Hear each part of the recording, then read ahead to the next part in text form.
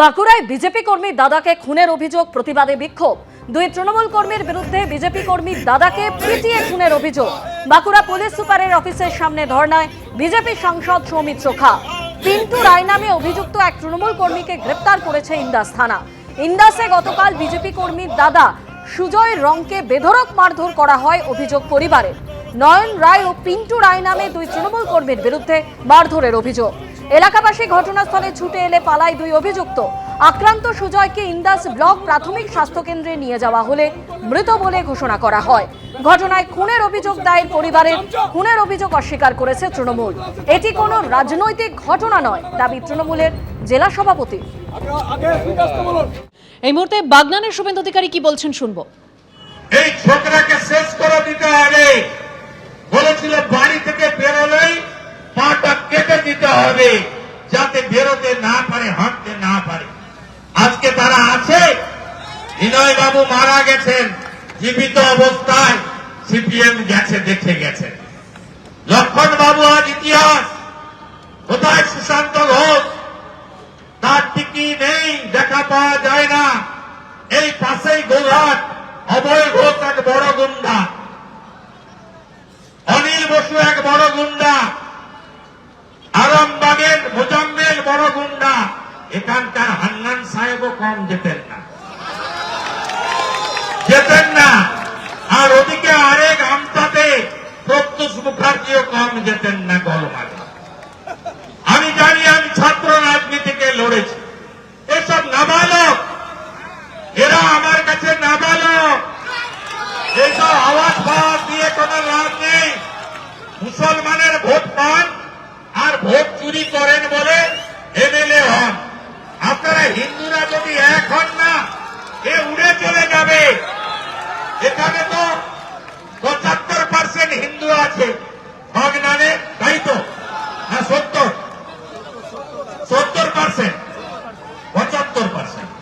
75% হিন্দু এক জায়গায় ভোট দিলে কি হয় জানতে পারেন? আপনাকে বলি, মালদা, উত্তর মালদা, খগেন মুর্মু জিতে কি করে? ওখানে হিন্দু কত জানেন? 58%। 42% মুসলমান। ওখানে 85% হিন্দু পদ্ম ফুলে ভোট দেয়, তাই খগেন মুর্মু জিতেন। আমি মমতা ব্যানার্জিকে হারিয়েছি কি করে? 26% মুসলমান নন্দীগ্রামে, 74% হিন্দু। আমার ওখানে 65% হিন্দু। তারা হিন্দু স্বার্থ রক্ষা করার জন্য পদ্ম ফুলে আমাকে ভোট দিয়েছিল, তাই আমি 2000 ভোটে জিতেছি। এখন ওখানে 72% হিন্দু এক হয়েছে বলে অভিজিৎ গাঙ্গুলি 8200 ভোট শুধু নন্দীগ্রাম থেকে লিড পেয়ে 80,000 ভোটে জিতেছেন। আপনাদের এখানকার হিন্দুদের বুঝতে হবে যে আমরা যদি বিচ্ছিন্ন থাকি তাহলে আমাদের অবস্থা এইটাই হবে। আপনারা যদি ঐক্যবদ্ধ হন, ভাষার নামে, জাতের নামে বিভক্ত না হয়ে, তাহলে এখানেও বিপ্লব ঘটবে। আপনারা নিশ্চিন্ত থাকুন, ভোটার তালিকা থেকে সমস্ত বদ রক্ত বেরিয়ে যাবে, চিন্তার কোনো কারণ নেই। যখন ফাইনাল ভোটার লিস্ট বেরোবে, আমি বলে গেলাম, বাংলাদেশি মুসলিম রোহিঙ্গাদের উপরে, মৃত ভোটারের উপরে নির্ভর করে ছাপ্পা মারা তৃণমূল বলবে আমরা ভোটে লড়ব না, এ ভোটার লিস্ট মানি না। এ তো সবে ব্রেকফাস্ট হয়েছে 58 লক্ষ, লাঞ্চ এখনো হয়নি। আপনাদের কাজ কি জানেন? গ্রামে গ্রামে হিন্দুদের এক করা, গ্রামে গ্রামে বেকারদের, বঞ্চিতদের এক করা, এবং রাষ্ট্রবাদী মুসলিমদেরও বোঝান। আমরা তো প্রথম দিন থেকে বলেছি, এসআইআরে সে হিন্দুই হোক, মুসলিমই হোক, শিখ হোক, খ্রিস্টান হোক, আমরা কোন ভারতীয় নাম কাটুক চাই না। আমরা বলেছি 4 রকমের লোকের নাম আমরা রাখতে দেব না। 1 মৃত voter, 2 fake voter, 3 triple entry. হাওড়াতে ভোট দেয়, আবার বাগনানে এসে ভোট দেয়, বাগনানে ভোট দেয়, আবার কলকাতাতে গিয়ে গিয়ে ভোট দেয়, কলকাতায় ভোট দেয়, আবার মেদিনীপুরে গিয়ে ভোট দেয়। এই রকম লোকের নাম রাখতে দেব না। আর কি বলেছি, বাংলাদেশ থেকে ধর্ম বাঁচানোর জন্য যে হিন্দু একটা পরে চলে এসেছে, ধর্ম ছাড়েনি, তার নাম হলো শরণার্থী। তাকে ভারত আশ্রয় দেবে, নাগরিকত্ব দেবে, সে ভোটাধিকার পাবে, তার সব অধিকার আমরা দেব। ভারতবর্ষের নাম হলো হিন্দুস্তান। কিন্তু যে বাংলাদেশ থেকে যে মুসলিম এবং বাংলাদেশি মুসলিম আর রোহিঙ্গা যারা ভারতীয় নয়, তাদের নাম ভোটার লিস্টে থাকবে না। পরিষ্কার কথা। আপনারা বুথকে সংগঠিত করুন, দিকে দিকে সনাতন এবং ভারতীয় সংস্কৃতিকে যারা রক্ষা করতে চায় তাদেরকে ঐক্যবদ্ধ করুন। এই রাজ্যে চুরি দুর্নীতির হাত থেকে মানুষকে বাঁচাতে হবে। আমরা দেখেছি কয়লা চুরি, আমরা দেখেছি পাথর চুরি, আমরা দেখেছি গরু পাচার, আমরা দেখছি নদীগুলোর অস্তিত্ব নেই, বালি পাচার হচ্ছে বেআইনি ঘাট করে। আমরা দেখেছি চাকরি চুরি 26,000। আমরা কিছুদিন আগে বারাসতে দেখলাম মরে গিয়েও শান্তি নেই। মর্গ থেকে ময়না তদন্তে মর্গে থেকে চোখটা উপড়েও বেঁচে দিয়েছে এই তোলামূল চোরামূল। আর কিছুদিন আগে দেখলাম এই রাজ্যের প্রশাসনিক ক্ষেত্রে মুখ্যমন্ত্রী সগর্বে মুখ্য সচিব নন্দিনী চক্রবর্তী, ডিজি রাজীব কুমার, সিপি মনোজ বার্মাকে সাথে নিয়ে ইডির উপর হামলা করলেন। বেরিয়ে এসে বললেন, আমি ফাইল চুরি করে নিয়ে এলাম, আমি ল্যাপটপ কাড়িয়ে নিয়ে এলাম। তারপরে আমরা বলতে শুরু করলাম, জেনে গেছে জনতা। তারপরে সুপ্রিম কোর্টে লাইভ দেখলাম, ইডি লয়ার বলছে শুধু ফাইল নেয়নি, আমাদের মোবাইল ফোনও চুরি করে নিয়ে চলে গেছে এই রাজ্যের মাননীয় মুখ্যমন্ত্রী। তাই বলা যেতে পারে জেনে গেছে জনতা, মোবাইল চোর মমতা। তাই এই রাজ্যকে বাঁচান, আপনারা ঐক্যবদ্ধ হন, বাঁচাতে হবে। 20টা রাজ্য আছে বিজেপি একটা সমুদ্র, 15 কোটি তার মেম্বার। এই পার্টি কিভাবে জিতছে দেখেছেন, 27 বছর পরে ফ্রি ফ্রি ফ্রি। তারপরেও দিল্লিতে মোদীজির জয় আপনারা দেখলেন। পাশেই বিহার, 243-এর মধ্যে एनडीए 202। बिहार का जीत हमारी है, आप बंगाल का बागी है। তাই তো আমরা সব অভিভক্ত ছিলাম।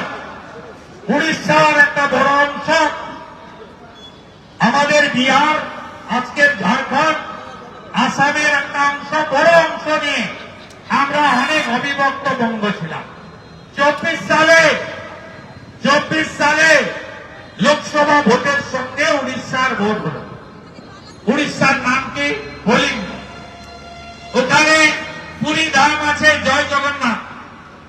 আমরা জয় জগন্নাথ বলে কলিঙ্গ জিতলাম।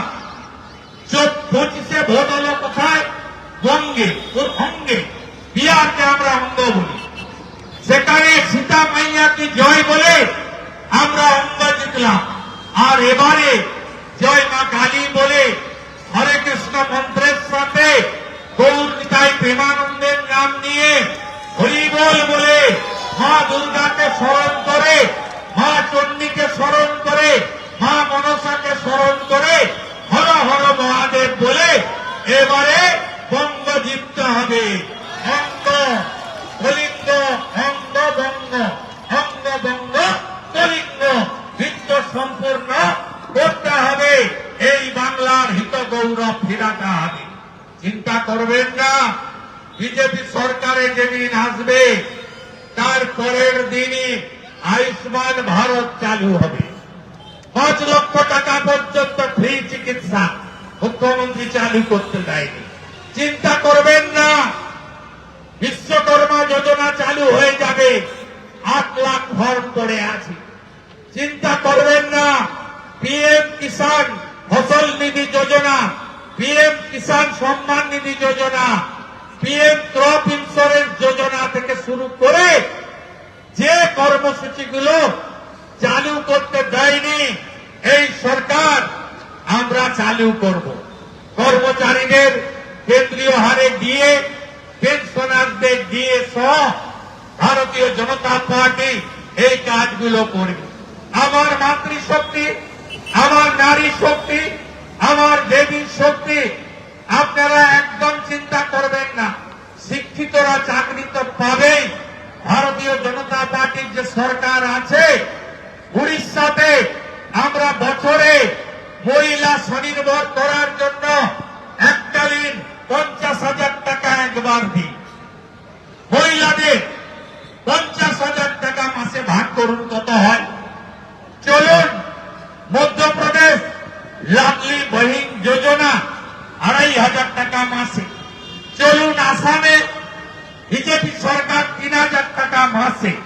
চলুন দিল্লি রেখা গুপ্তা 2,500 টাকা মাসে, 500 টাকার গ্যাস, আর সরকারি বাসে মহিলাদের ফ্রি। চলুন আপনারা হরিয়ানা 2,100 টাকা মাসে মহিলাদের। চলুন মহারাষ্ট্র দেবেন্দ্রজির সরকার 2,000 টাকা মাসে, এবং গ্রাজুয়েট শিক্ষিত বেকার 6,000 টাকা মাসে বেকার ভাতা যতক্ষণ না চাকরি হয়। মাধ্যমিক 10 পাস বেকার যতক্ষণ না চাকরি হয় 4,000 টাকা মাসে। চিন্তা করবেন না। নরেন্দ্র মোদীজি তাকে ফোন করতে হয়নি। এদের এক মন্ত্রী, হাত মন্ত্রী সাবিনা ইয়াসমিন কয়েকদিন আগে বলেছেন, আপনারা হিন্দুদেরই ধমকেছেন। এরা ধমক হিন্দুদেরই দেয়। হিন্দুরা শান্ত হয়, সংযত হয়, লড়াই ঝগড়ায় যায় না, একটু নিরীহ টাইপের।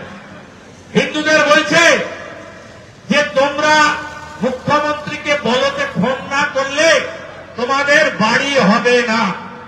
আপনারা শুনে রাখুন, আমাদের এই রাজ্যে 7 কোটি লোককে প্রধানমন্ত্রী অন্ন সুরক্ষাতে মাননীয় প্রধানমন্ত্রীর নেতৃত্বে এনডিএ সরকার মাথা পিছু 5 কেজি চাল অথবা গম দেয় প্রতি মাসে। 7 কোটি লোককে কাউকে ফোন করতে হয়নি।